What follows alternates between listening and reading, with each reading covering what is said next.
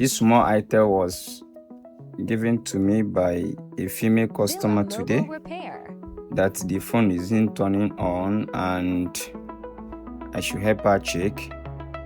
And from my looking here, I can see some paste here, which is they have already worked on the phone.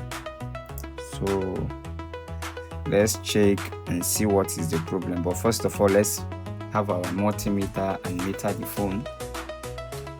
Then we should know if the phone is short or not. So our red will go to the ground, then black will come to the... Okay, so you can see we are having 4. Well, shows that the phone is not short, but let's see why the phone is not turning on. So let's connect our DC power supply to check if the phone is okay or not.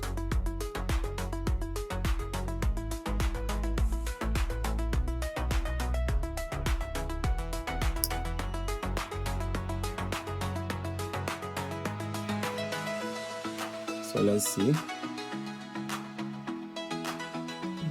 phone is actually turning on, but I can see, I think the screen is blinking or something. What could be the issue? Let's see. You see, the screen is blinking and without booting. Alright, but from the DC here, you can see that the arm is okay.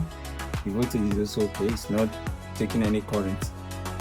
So the number one thing we are going to check the central processing unit. So let's check the central processing units.